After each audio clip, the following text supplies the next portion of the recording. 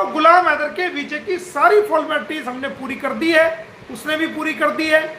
और अगस्त के लास्ट तक, 24 अगस्त तक गुलाम हैदर की डेट है, तारीख है।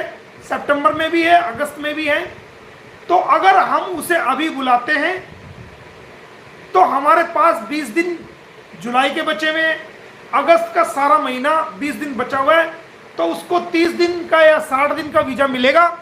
तो अगर हम उसको अभी बुला लेते हैं तो सारा पीरियड उसका लैप्स हो जाएगा। इसलिए हम उसको अगस्त के महीने में बुलाएंगे, वीजा लगने के बाद भी, ताकि वो कोर्ट में आके अपनी बात को रख सके। जो फैमिली कोर्ट में हमने इनकी मैरिज को चैलेंज किया था, और एपी सिंह और सीमा और सचिन के खिलाफ जो हमने मानहानि के केस किए हैं, जो क्रिमिनल केस किए, उन सब के अंदर वो एक साथ, आगे पीछे वो डेट लगी हुई है, उन सब में एक साथ वो गवाही दे दे। तो अगस्त के लास्ट तक जो है हम गुलाम हैदर को भारत में ले आएंगे आराम से। जब तक हमारी कोशिश ये रहेगी कि बच्चों के सिलसिले से हम आपको बहुत अच्छी और नई अपडेट देंगे, जिससे उन बच्चों की सुरक्षा भी सुनिश्चित होगी, बच्चों की पढ़ाई भी सुनिश्चित होगी, बच्चों का स्वास्थ्य भी सुनिश्चित होगा, और बच्चों की सुरक्षा भी सबसे बड़ी हमारे लिए अहम है, वो सुरक्षित होगी। और जो हमने कोर्ट में केस डाला हुआ है बच्चों की बातचीत कराने के लिए, काफी टाइम पहले डाला हुआ है, वो ये ऑर्डर इंप्लीमेंट होने के बाद उस पर भी अमल किया जाएगा। और जब तक वो भारत में नहीं आता तो गुलाम हैदर के बच्चों से उसकी बात भी कराई जाया करेगी। वो कार्रवाई भी हमने कर रखी है। और एक कोई एपी सिंह का कोई चेला है, नाम तो मैं नहीं लूंगा, वो कह रहा था कि ये ऑर्डर फर्जी हैं, खुद से बना लिए, खुद से ये कर लिया। तो उस चेले के खिलाफ हमने माननीय न्यायालय में इस प्रकार की भाषा कोर्ट ऑर्डर के प्रति यूज करने के लिए हमने कंटेम्प्ट फाइल कर दी है। Contempt court of contempt act 1971 की सेक्शन 3 की सब सेक्शन ए और बी के तहत, जिसके तहत 6 महीने की सजा का प्रावधान है। किसी भी कोर्ट ऑर्डर के प्रति अब शब्द का प्रयोग करना, उसने कानून का वायलेशन नहीं किया, बल्कि माननीय कोर्ट के आदेशों की धज्जियां उड़ाई हैं। माननीय कोर्ट के आदेश के बारे में अनपार्लियामेंट्री लैंग्वेज का प्रयोग किया है। माननीय कोर्ट के आदेश को उसने निरादर किया है कि फर्जी बना लिया। वो तो जज साहब ने पास किए, जज साहब के साइन है, हमने फर्जी कहां से बना लिया। तो अच्छा कि आपने ऐसी भाषा का प्रयोग किया और आप हमारे शिकंजे में आ गए हो, तो आपके खिलाफ कोर्ट ऑफ कंटेम्प्ट की हमने कार्रवाई शुरू कर दी है और आपको 6 महीने जेल कराएंगे। और बाकायदा जो आपका लाइसेंस है उसको हम बार काउंसिल में लिखेंगे, कोर्ट ही लिखेगी बार काउंसिल में, और आपका वो लाइसेंस भी रद्द कराएंगे जो आपने कोर्ट के ऑर्डर के प्रति अनपार्लियामेंट्री लैंग्वेज का प्रयोग किया है कि फर्जी ऑर्डर है, खुद से लिख लिए। वो जज साहब ने पास किए, माननीय अदालत ने पास किए, और माननीय अदालत का आदेश सर्वप्रिय आदेश होता है, सरकार के आदेशों से बड़ा होता है।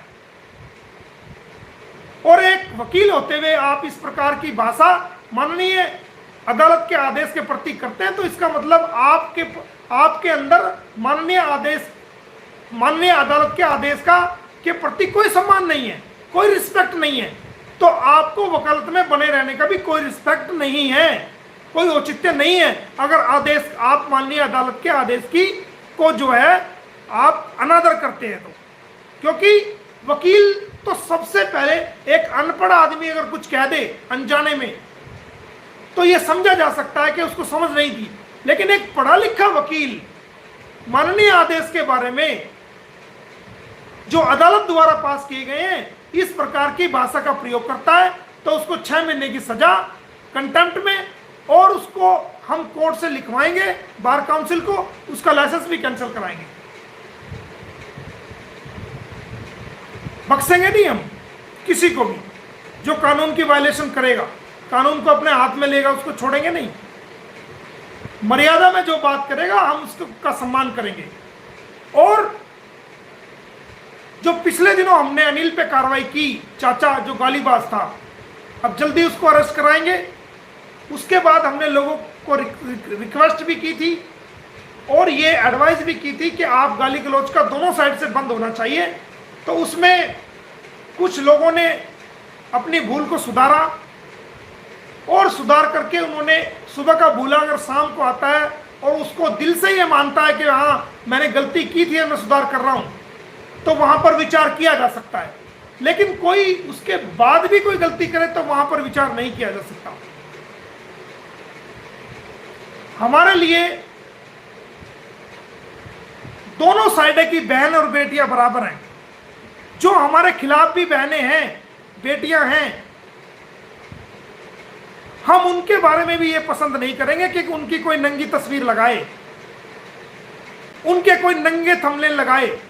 जो हमारी बहन बेटियां हमारे फेवर में हैं, हम उनके बारे में भी पसंद नहीं करेंगे कि उनके बारे में भी कोई नंगी तस्वीर लगाए या उनको वेश्या या उनको कोठे वाली या उनको पैसों में 200 रुपए में, 1000 रुपए में इस प्रकार की अभद्र भाषा का प्रयोग करे।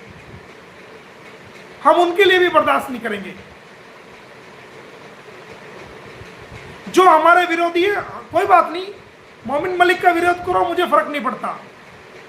जहां तर्क है वहां वितर्क है, जहां वितर्क है वहां तर्क है। लेकिन बहनों के प्रति, माओ के प्रति, बेटियों के प्रति अभद्र भाषा, अभद्र पिक्चर, अभद्र थंबनेल का अगर प्रयोग किया, जब मेरा सगा भाई भी क्यों ना है, घर से निकाल के घसीट के जेल में डालूंगा, बख्सूंगा नहीं। अपने खुद, मेरी खुद की औलाद भी अगर ऐसा कर देगी तो उसका भी कोई जवाना बचने का खाता नहीं है। मेरा खुद का भाई भी कर देगा, सगा मेरा खून, उसको भी बचने का रास्ता नहीं है। मां बहन बेटियों की बेइज्जती बर्दाश्त नहीं होगी, चाहे वो हमारे खिलाफ ही क्यों ना हो। बट उनकी नंगी तस्वीरें कोई नहीं लगाएगा।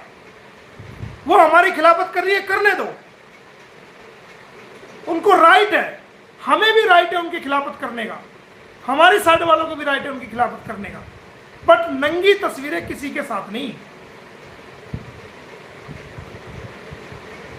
कोठे वाली ठहराना किसी को नहीं कहना।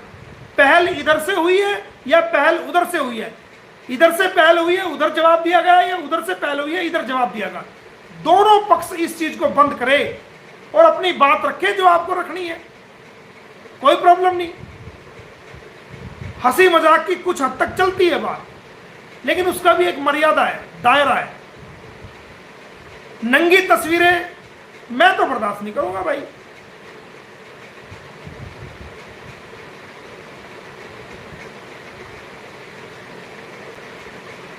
तो दोस्तों, अभी वक्त है